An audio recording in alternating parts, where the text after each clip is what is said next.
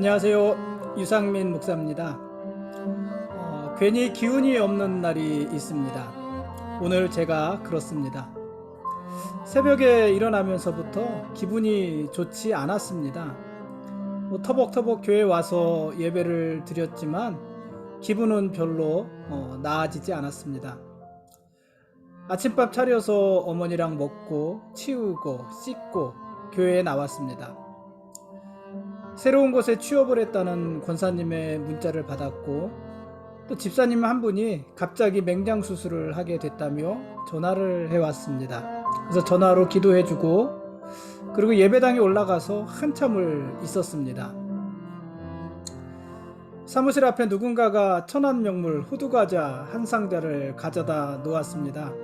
호두과자가 무려 40개나 든 큰 상자였습니다. 냉동실에 넣고 얼리면서 하나씩 꺼내 먹었는데 오전에만 10개를 먹었습니다. 호두과자의 단맛이 아마 많이 땡겼었던 것 같습니다. 단맛의 기분이 조금 상승하는 것 같기도 했습니다. 오늘 오후에는 서점에 다녀올 계획이었는데 갑자기 좀 귀찮다는 생각이 들어서 가지 않았습니다. 대신 서점에 부탁하려고 했던 책을 인터넷으로 모두 다 주문했습니다. 오후에 큰아이가 수박 주스를 사가지고 와서 먹었더니 배가 빵빵해졌습니다. 지금은요, 그럭저럭 이러고 있습니다. 기분이 썩 나아진 것은 아니지만 그렇다고 심각하게 우울한 것도 아닙니다. 오늘 이상국 시인이 지은 오늘은 일찍 집에 가자는 시를 읽었습니다. 제가 한번 읽어보겠습니다. 제가 낭독을 잘 못하는데요, 한번 읽어보겠습니다. 오늘은 일찍 집에 가자. 이상국. 오늘은 일찍 집에 가자. 부엌에서 밥이 잦고 찌개가 끓는 동안 헐렁한 옷을 입고 아이들과 뒹굴며 장난을 치자. 나는 벌써듯 너무 밖으로만 돌았다. 어떤 날은 일찍 돌아가는 게 세상에 지는 것 같아서 길에서 어두워지기를 기다렸고, 또 어떤 날은 상처를 감추거나 눈물 자국을 안 보이려고 온몸에 어둠을 바르고 돌아가기도 했다. 그러나 이제는 일찍 돌아가자. 골목길 감나무에게 수고한다고 아는 체를 하고, 언제나 바쁜 슈퍼집 아저씨에게도 이사 온 사람처럼 인사를 하자. 오늘은 일찍 돌아가서 아내가 부엌에서 소금으로 간을 맞추듯 어둠이 세상 골고루 스며들면 불을 있는 대로 켜놓고 숟가락을 부딪히며 저녁을 먹자. 왠지 마음이 짠해지는 그런 시 아닙니까? 저도 집에 일찍 가고 싶다. 오늘은 집에 일찍 가자, 이런 마음이 들었는데 아직 이러고 있습니다. 오늘 말씀 보시겠습니다.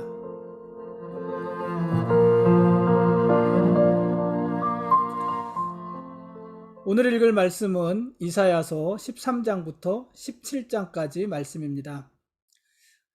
이사야 13장부터 23장까지는요, 이스라엘을 둘러싸고 있는 열방들, 그러니까 바벨론, 아수르, 블레셋, 모압, 다메섹, 북이스라엘, 구스, 애굽, 해변 광야, 두마, 아라비아, 두로, 이런 나라 등에 대한 하나님의 말씀입니다. 이들 나라들은요, 각각 강할 때도 있었고, 그래서 이스라엘의 운명을 좌우할 때, 좌지우지할 때도 있었지만 하나님의 손에 모두 다 멸망했습니다. 결국 세상을 주관하시는 분은 여호와 하나님이시고, 이렇게 강하고 힘센 나라들, 아수르나 바벨론, 애굽, 이렇게 강하고 힘센 나라들도 결국은 어느 시대에 어떤 목적으로 하나님의 손에 들려진 도구에 지나지 않는다는 것입니다. 하나님은 이스라엘만의 하나님이 아니라 온 세상의 하나님이시고, 그래서 이스라엘뿐 아니라 온 세상의 역사를 주관하시는 하나님이신 것입니다. 또 하나님은 어떤 한 시대의 하나님만이 아니라 과거와 현재와 미래를 아우르면서 모든 시대의 하나님이기도 하신 것입니다. 그래서 그 하나님이 오늘 우리의 하나님이기도 하신 것입니다. 하나님께서 이스라엘 주변의 열강들을 하나씩 다 심판하시는데요. 하나님이 심판하시는 첫 번째 대상은 바벨론입니다. 사실 아직 바벨론은 등장하지 않았는데 그 바벨론의 심판을 예고하십니다. 바벨론은 아수르를 멸망시킬 만큼 아주 강력한 나라였습니다. 유다도 결국은 이 바벨론에 의해서 멸망할 것 아닙니까? 그러나 이 바벨론은 오만하고 탐욕스럽고 아주 잔인한 사람들이었습니다. 하나님은 먼 곳에서부터 군대를 모아서 그런 바벨론을 심판하실 것입니다. 하나님은요, 특히 메대 사람들을 불러서 바벨론을 심판하는 도구로 쓰실 것입니다. 그러니까 이 시대의 패권이 어떻게 이어지는 거냐면은 처음 등장한 제국이 어디였어요? 아수르였잖아요. 아수르가 북이스라엘을 점령을 한 것이죠. 그리고 그 근동 지역을 이렇게 점령을 한 것이죠. 그 다음에 그 아수르가 어디에 망하냐면은 바벨론에 망하는 거예요. 바벨론. 그리고 그 바벨론이 어디에 망하는 거냐면 메데파사에 망하는 것이에요. 하나님께서 그 메데파사 사람들 이들을 들어서 바벨론을 심판하실 것이라는 것입니다. 메대 사람들도 아주 잔인한 사람들이었는데 이 메대 사람들의 잔인함은 바벨론의 잔인함을 닮았습니다. 그러니까 바벨론 사람들이 잔인하게 행한 대로 자기들도 잔인하게 당하는 것이었습니다. 바벨론의 파괴는 소돔과 고모라가 당한 심판과 같을 것입니다. 세계의 중심이던 그 땅은 들짐승과 타조와 들량의 서식지가 될 것이고요. 궁성에서는 승냥이가, 궁전에서는 들깨가 살게 될 것입니다. 하나님은요, 이 바벨론 나라를 심판하실 뿐만 아니라 바벨론의 왕도 심판하실 것입니다. 하나님은 바벨론의 왕을 계명성에 빗대서 말씀을 하세요. 계명성이 어디입니까? 계명성이 금성이에요. 금성. 지금 말로 하면 금성. 새벽에 가장 밝게 빛나는 별 금성. 이 바벨론의 왕은요, 아주 교만했습니다. 그들은 내가 하늘에 올라가 하나님의 뭇별 위에 내 자리를 높이리라. 이사야 14장 13절 이렇게 말을 했습니다. 또 내가 북극 지폐의 산 위에 내 자리를 높이리라. 이렇게도 말을 했고요. 가장 높은 구름에 올라가 지극히 높은 이와 같아지리라. 이렇게도 말을 했습니다. 지극히 높은 이 그가 누구예요? 하나님이시잖아요. 그러니까 내가 가장 높은 구름에까지 올라가서 지극히 높으신 하나님과 같아질 것이다. 동등이 될 것이다. 이렇게까지 말을 했어요. 그들의 교만함은 하나님의 자리를 넘보는 지경에까지 이른 것입니다. 그래서 하나님은요, 계명성처럼 높아진 이 바벨론 왕을 가장 낮은 스올의 구덩이에 던져 넣으실 것입니다. 계명성이 가장 높은 곳에서 가장 반짝이는 곳이라면 스올은 가장 낮은 땅속이잖아요.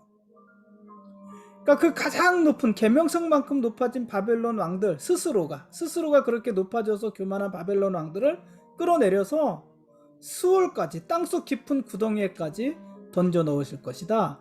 그것이 바벨론 왕들에 대한 심판이었습니다. 하나님께 도전하면서 가장 높아지려는 자를 가장 낮아지게 하시는 것, 그것이 하나님의 공의로우신 판결인 것입니다. 이어서 하나님은요, 아수르와 블레셋도 심판을 하십니다.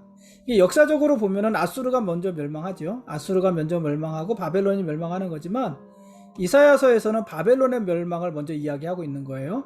그리고 이제 아수르와 블레셋의 심판도 이야기하십니다. 하나님은 포악한 아수르를 심판하시고 그로 인해 이스라엘을 굴레 씌운 멍에를 벗겨 주실 것입니다.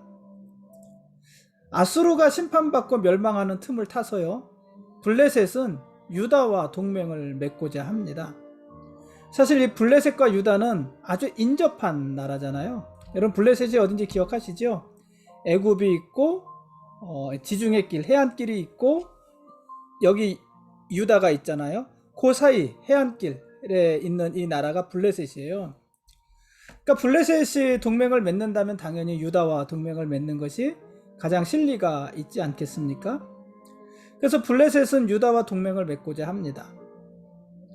그러나 하나님은 유다가 아수르든지 애굽이든지 반아수르 동맹이든지 아니면은 뭐 블레셋이든지 그들과 어떤 동맹도 맺지 않기를 원하십니다.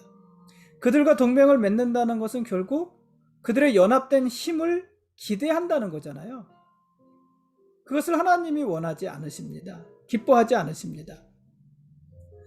왜냐하면 위기의 순간에 이스라엘이 의지할 대상은 애굽도 아니고 블레셋도 아니고 아수르도 아니고 바벨론도 아니고 그 외에 어떤 연합군들도 아니고 오직 하나님 한 분 때문이시기 때문에 그렇습니다. 하나님은 아수르뿐만 아니라요 바벨론도 심판하실 것이고 지금 유다와 동맹하기를 원하는 블레셋도 심판할 것입니다. 그러니까 하나님의 심판의 대상인 나라와 동맹을 맺는다는 것이 웃긴 일 아니겠습니까? 이어서 이사야서 15장과 16장에는 모압에 대한 심판도 선언을 하십니다. 모압은 하룻밤 만에 망할 것입니다. 갑자기 망할 거라는 것입니다. 모압은 이스라엘과 형제 나라지만 이스라엘과 여호와 신앙을 공유하지는 않았잖아요. 오히려 모압은 이스라엘을 괴롭혔고 틈만 나면 괴롭혔고 이스라엘이 망할 때 그것을 보면서 기뻐했던 사람들이에요. 통쾌했던 사람들이에요. 그러나 정작 자신들이 멸망할 것이라고는 생각도 못했던 것입니다. 그러나 하나님은 모압을 심판하실 것입니다. 아수르의 군대가 모압 땅을 휩쓸고 지나갈 것이고요. 그때 살아남은 자들은 바벨론에 의해서 다 진멸당할 것입니다.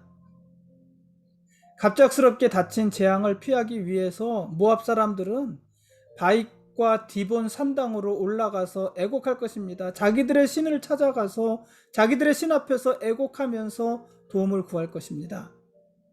그러나 그들이 섬기는 그들의 신, 우상들은 그들을 돕지 못할 것입니다. 하나님은 이렇게 심판받아 흩어진 모압 백성들에게 시온으로 피하라 이렇게 은혜를 주십니다. 그리고 유다를 향해서는 모압이 피할 수 있는 그늘이 되어주라 이렇게도 말씀을 하십니다. 하나님은요 다윗의 장막에 정의와 공의를 행하는 진실한 왕을 세우실 것입니다. 그가 통치하는 나라는 폭력과 약탈, 압제하는 일 이런 것들이 발붙일 수 없는 정의로운 나라가 될 것입니다. 힘없는 자도 불의한 일을 당하지 않고 성실한 자는 자기가 행한 행위대로 보상받고 정직한 자가 인정받는 그런 나라를 세우실 것입니다. 그렇게 그리스도가 통치하시는 나라, 그 나라야말로 우리가 피할 우리의 안전한 바위요 산성이신 것입니다.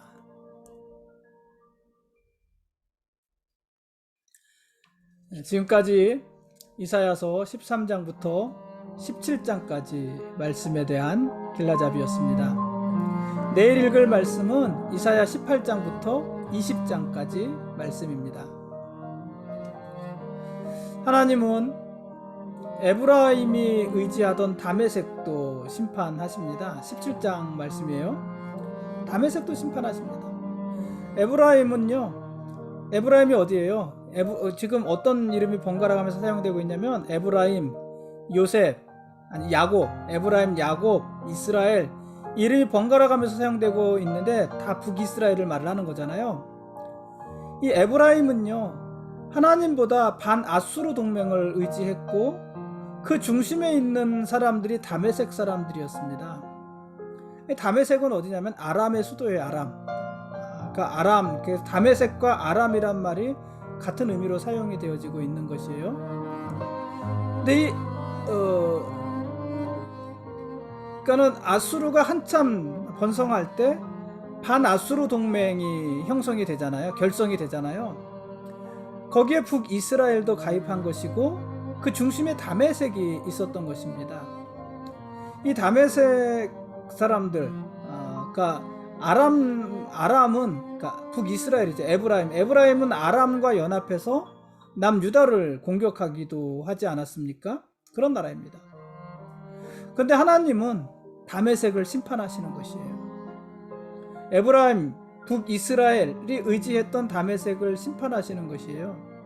그래서 그들이 다메섹을 의지하고 또 반아수르 동맹을 의지하고 했던 것들이 얼마나 어리석은 일이었던가 하는 것을 보여주시는 것입니다. 물론 하나님은요, 야곱의 영광도 거두어 가십니다. 북이스라엘, 에브라임의 영광도 거두어 가십니다. 에브라임은 하나님의 언약의 백성임에도 불구하고 하나님을 떠나서 열방과 동맹을 맺고 하나님을 반역했기 때문입니다. 그들은 스스로 영광스러운 지위, 하나님의 언약의 백성이라는 영광스러운 지위를 스스로가 버렸습니다. 그리고 하나님은 그런 야곱을 심판하시고 단지 소수만을 남겨두어서 그들이 겨우 이스라엘의 명맥을 유지해 가게 하시는 것입니다. 물론 그 남겨두신 소수의 사람들이 나중에 이스라엘 회복의 씨앗이 되는 것이라고도 우리가 이 앞에서 말씀을 드렸습니다. 북이스라엘이든요, 남유다든요, 지금 이들의 싸움은 어떤 싸움이냐면은 아수르와 싸우고 바벨론과 싸우고 아람과 싸우고 블레셋과 싸우고 그런 것이 아닙니다. 지금 이들의 싸움은 어떤 싸움이냐면은 우리가 지금 누구를 의지할 것인가, 누구의 손을 잡을 것인가, 그 싸움입니다. 아수르가 강성할 때 아수르를 의지할지, 반아수르 동맹을 의지할지, 아니면 하나님을 의지할지, 사실 그 싸움을 하고 있는 것입니다. 그것을 이스라엘이 선택해야 되는 것이에요. 아수르가 힘이 세니 아수르 편에 들어서 조공을 바치면서 그들의 속국이 될지, 아니면 자존심 상하니까 아수르를 대항하는 반대 세력들, 연합 세력을 만들어서 아수르에 대항을 할지, 아니면 정말 하나님을 의지할지, 그것을 선택해야 되는 거예요. 그 싸움을 하고 있는 것입니다. 바벨론이 세력이 급부상하잖아요. 바벨론이 아수르를 점령했어요. 아수르를 무너뜨렸어요. 아수르를 멸망시켰어요. 그리고 그 아수르의 힘을 고스란히 바벨론이 넘겨받았는데, 그때 유다 백성들은 뭐를 선택해야 됩니까? 바벨론 편에 설 것인지, 아니면 애굽에게 도움을 청할 것인지, 아니면 하나님을 의지할 것인지, 그것을 선택해야 되는 거예요. 그 싸움을 하는 것입니다. 그게 이스라엘의 싸움입니다. 그런데 이 싸움에서요, 이스라엘은 번번이 실패합니다. 번번이 실패하는 게 아니라 다 실패합니다. 에브라임은 반아수르 동맹을 의지했고, 유다는요 주로 애굽을 의지했습니다. 그 결과 에브라임도 망하고 유다도 망하는 것입니다. 그들을 위협하던 아수르도 망하고 바벨론도 망합니다. 이스라엘이 의지했던 암몬도 망하고 애굽도 망합니다. 역사를 주관하시는 분이 하나님이시고 세계 열국의 흥망성쇠를 모두 주관하시는 분이 하나님이시기 때문에 그런 일들이 일어나는 것입니다. 그러니까 이스라엘은 잘못 선택한 것이지요. 근데 여러분, 오늘 우리도 그런 싸움을 하고 있는 것 아니겠습니까? 사실 오늘 우리의 싸움도요, 내가 누구를 붙잡고 누구의 편이 돼서 누구를 의지해서 누구와 함께 살아갈 것인가, 그 싸움을 하는 것 아니겠습니까? 결론적으로 말을 하면 우리가 의지할 대상은 하나님이십니다. 우리가 선택할 분은 하나님이라는 것이에요. 우리는 사실 싸움을 하는 건데, 하나님을 선택하고 하나님을 의지할지, 아니면 돈이나 명예나 권력이나 다른 어떤 것을 선택하고 그것을 의지할지, 그것을 가지고 우리는 사실 싸우는 것입니다. 여러분, 그 싸움에서 저나 여러분이나 승리할 수 있었으면 좋겠습니다. 이사야 14장 32절에 하나님이 이렇게 말씀을 하세요. 여호와께서 시온을 세우셨으니 그의 백성의 곤고한 자들이 그 안에서 피난하리라. 시온은 예루살렘이에요. 하나님이 세우신 하나님의 도성이에요. 곤고한 자들이 피할 곳은 그곳이라는 것이에요. 물론 남유다가 멸망하고 그때 예루살렘도 멸망하지요. 물리적으로 그렇죠. 그러나 하나님은 예루살렘을 다시 회복시키시고, 물론 물리적으로도 회복시키시고, 그 시온이 피할 곳이라는 얘기는 하나님이 우리의 피할 피난처라는 얘기 아니겠습니까?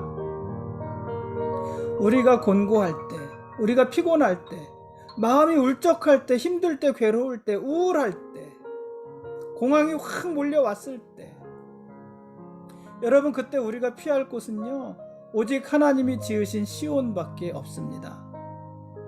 근데 이게 싸움이라는 거예요. 이스라엘이 바벨론을 의지할지, 애굽을 의지할지, 아니면 하나님을 의지할지 싸웠던 것처럼 우리도 의지할 대상을 선택해야 되는, 그 싸움을 우리가 해야 되는 것입니다. 그런데 정답은 뭐냐면 하나님이 지으신 시온만이 우리의 피할 곳이라는 거예요. 하나님만이 우리의 피할 곳이고 하나님만이 우리의 힘이시고 도움이시라는 얘기입니다. 우리는 어디로 피해야 된다는 거예요? 하나님께 피하고 하나님의 손을 붙잡아야 한다는 것입니다. 그곳에서만 우리는 안식을 누리면서 안전할 수 있는 것입니다. 오늘은 여기까지 하겠습니다. 역사를 주관하시는 하나님, 당연히 그분이 만물의 왕이시고 역사의 왕이시고 오늘 우리의 왕이십니다. 우리는 그분의 거룩한 백성들입니다. 고맙습니다.